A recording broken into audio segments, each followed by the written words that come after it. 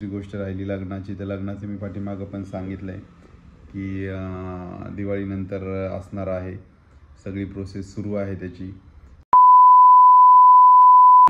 Good morning सगळ्यांना. आणि हे आहे सकाळी 4:30चं पुणे. हे बघा मेट्रो स्टेशन, मनपा भवन तिथलं मेट्रो स्टेशन आहे. आणि इथून निघालो मी मनसरला. निरगुडसरला सकाळी सेशन झाल्यानंतर आलो मनसरला आणि मस्त इथं राईस प्लेट घेतली, कारण मी बाहेर गेलो तर राईस प्लेटच प्रेफर करत असतो, कारण हेल्दी आणि जास्त तेलकट नसतं. पण भाजी थोडं तेल होतं, चला ठीक आहे, हरकत नाही कधीतरी.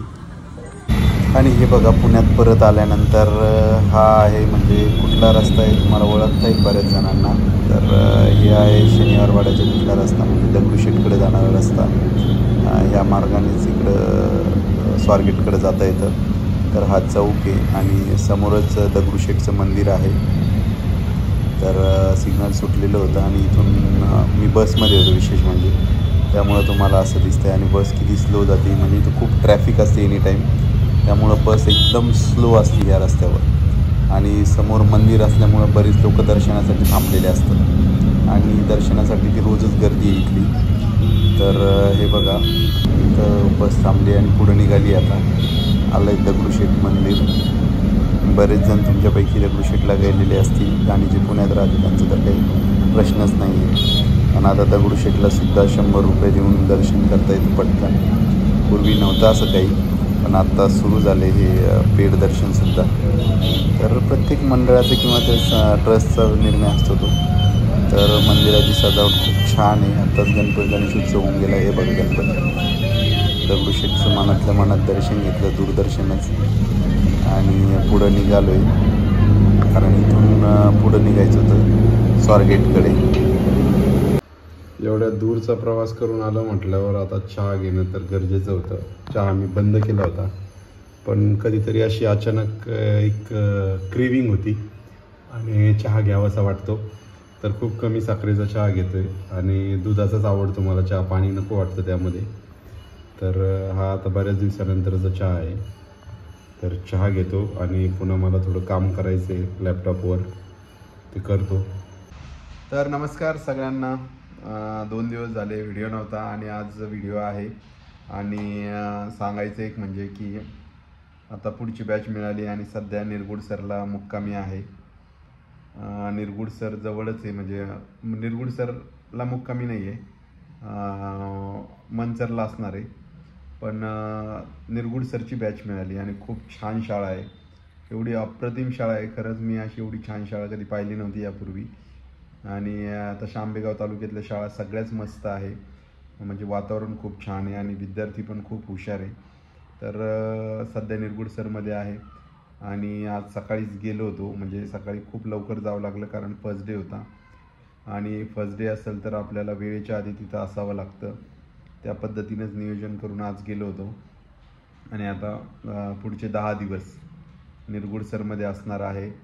तर त्याच भागातले बॅचेस सुरू आहे सध्या, कारण काय आहे की आंबेगाव तालुका सगळ्यात प्रायोरिटीमध्ये आहे. आणि आंबेगाव तालुक्यातल्या मग आता, आणि ही शेवटचीच बॅच असणार आहे, कारण तुम्हाला तर माहिती आहे की दिवाळीच्या सुट्ट्या लागणार आहेत आता. आणि दिवाळीच्या सुट्ट्या लागणार तर त्या जवळपास 7, 8, 9 तारखेपर्यंत बॅच चालेल. आणि नंतर मग काय सुट्ट्या, एक्झाम असतील विद्यार्थ्यांच्या, ज्या आपल्या दिवाळीच्या अगोदर ज्या 6 महिने असतात त्या एक्झाम होतील आणि मग लगेच सुट्ट्या लागतील. तर मग रिलॅक्स राहणार आहे.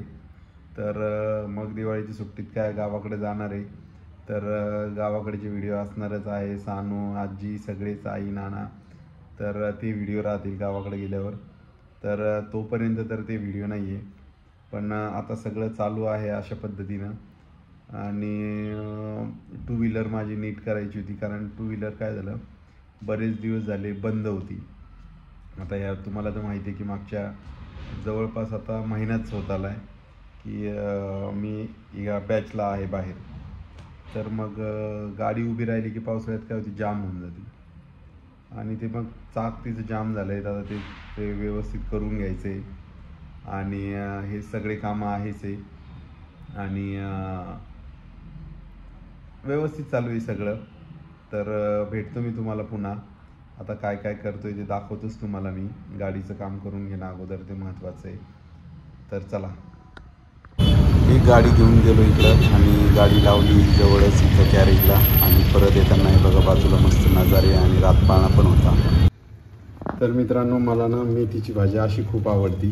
पातळ शेंगदाण्याचा कूट आणि हिरव्या मिरच्याचं ते मिक्स करून लसूण. आत्ता मी मिक्सरमधून लसूण, शेंगदाण्याचा कूट आणि शेंगदाणे मस्त काढले आणि शेंगदाण्याच्या वरचे सालटे काढून घेतले. कारण काय होतं, बऱ्याचदा लाल होती भाजी जर सालटे नाही काढले तर त्यामुळं मग मी काय केलं, सालटे काढले अगोदर. म्हटलं एकदा सालटे चांगले काढले की मग भाजी पांढरा रंग येईल. मला पांढऱ्या रंगाची भाजी खूप आवडते, मेथीची पातळ मस्त चुरून खाता येते. त्या हिशोबाने ही भाजी केली. तर आता कामात काम दोन आले. जेवणही बनवायचं होतं आणि गाडी मी गॅरेजला लावलेली. गाडीचा प्रॉब्लेम झाला होता जरा, कारण गाडी कधी पण लागते अर्जंट इमर्जन्सीमध्ये. तर अशी केली आहे भाजी गॅसवर आता. आणि चपात्या तर इकडं रेडी झालेल्याच आहे सगळ्या. तर आता काय फक्त जेवायचं आहे. पण अगोदर गाडी आणावी लागणार आहे आणि मगच पुढचे कामं करावे लागणार आहे. पण भाजी तर झाली आहे आणि भाजीचा छान वास पण येतो आहे, मस्त स्मेल येतो आहे छान. तर मला मेथी खूप आवडती, पालेभाज्याच आवडतात मुळात. आणि दुसरी गोष्ट म्हणजे शाळेत नाही का विद्यार्थ्यांना पालेभाज्या खायला शिकवतो, सांगतो आम्ही चांगल्या सवयीमध्ये. तर मग आपणही ते केलं पाहिजे. त्या हिशोबानं मुद्दामून आज जाऊन मी पर्सनली जाऊन फक्त मेथीसाठी खाली गेलो. मेथी आणली आणि हे बनवले. आता थोडं पाणी टाकतो याच्यात म्हणजे थोडी जरा पातळ होईल. आणि आता काय मीठ टाकायचं आहे फक्त, कारण मीठ टाकायची फार भीती वाटते मला की कमी जास्त होईल असं. तर असा झाला बेत सगळा. आता फक्त याला उकळा फुटला चांगला की भाजी रेडी आपली. मीठ टाकलंय, लागलं तर वरतून घेता येईल, पण रिस्क नको खारट होण्याची, नाही का. तर चला, आजचा दिवस तर असा गेला आहे. सेशन खूप छान झाले. तर असा होता एकंदरीत दिवस आणि खूप छान दिवस गेला. आणि आता काय एक कमेंट होत्या, 2-3 कमेंट होत्या, त्या कमेंटवरही बोलायचं होतं म्हणून म्हटलं क्लोजिंगच्या वेळेला बोलूच आपण व्हिडिओच्या. तर एका ताईनं वाकडमध्ये हे सांगितलं आहे की 2 BHK फ्लॅट आहे. पण वाकड हे अपोजिट साईडला होतं माझ्या. कारण मला नाही का येरवडा, धानोरी, विमाननगर, लोहगाव, विमाननगर नाही, लोहगाव, धानोरी, येरवडा या परिसरात पाहायचा आहे फ्लॅट. कारण तिकडं व्यवस्थित राहील मला आणि रेंट पण कमी राहील. कारण इकडं वाकडला जायचं म्हटलं तर रेंट खूप असणार आहे. तर एवढा रेंट पण आपण बेअर करू शकत नाही. कारण आता आपलं आहे व्यवस्थित, पण रेंटमध्ये जास्त पैसे का घालवायचे असं मला वाटतं. त्यामुळं मग कमी रेंटचा थोडं दूर जरी असला तरी असंही माझं काम रेग्युलरली एकाच म्हणजे पुण्यातच नसतं किंवा ऑफिस आहे बसून नसतं, फ्रीलान्स काम आहे. त्यामुळं मग मला तिकडं जावं लागतं. आणि विशेष म्हणजे आता मी राहतो कात्रजला आणि माझं काम असतं त्याच्या अपोजिट साईड म्हणजे याला आंबेगाव तालुक्यात, जुन्नर तालुका तिकडं. तर विचार करा, कात्रजपासून मला 20-25 किलोमीटर वाकडेवाडी बस स्टॉपपर्यंत जायचं. तिथून पुन्हा हा अंतर हे विनाकारण वाढलेलं आहे. जर मी तिकडं राहायची व्यवस्था केली कुठं लोहगाव, येरवडा वगैरे, तर हे 25 किलोमीटर अंतर कमी होईल. आणि सगळ्यात महत्त्वाचं म्हणजे 25 आणि 25 50 किलोमीटर जाणं येणं आणि शिवाय 1 तास जायचा, 1 तास यायचा, म्हणजे हे 2 तास प्लस 50 किलोमीटर हे अंतर कमी होईल माझं. आणि मग बराच वेळ मिळेल मला आणखी काही गोष्टी करण्यासाठी. तर यामुळं मी तिकडच्या साईडला बघतो आहे. आणि पॉडकास्टचा स्टुडिओ पण मला तिकडंच शिफ्ट करायचा आहे. तर ते सगळं चालू आहे, ते करण्याचा विचार आहे. त्यामुळं फ्लॅट तिकडं बघतो आहे. तर तिकडं जर असेल कुठं धानोरी वगैरे परिसरात म्हणा किंवा येरवडा किंवा आपलं लोहगाव, तर 12 ते 15पर्यंत आपली रेंज आहे रेंटची, त्या रेंजमध्ये आपण बघणार आहोत. तर तसंच बघायचं आहे. आणि दुसरी गोष्ट राहिली लग्नाची, तर लग्नाचं मी पाठीमागं पण सांगितलं आहे की दिवाळीनंतर असणार आहे, सगळी प्रोसेस सुरू आहे त्याची. तर तुम्हाला ते सरप्राईज असेल. आणि जर मी चांगलं रिसेप्शन वगैरे द्यायचं ठरलं तर मी नक्कीच तुम्हाला सगळ्यांना आमंत्रित करणार आहे. जे पुण्यात असतील ते येऊ शकतील. तर असा विषय आहे सगळा.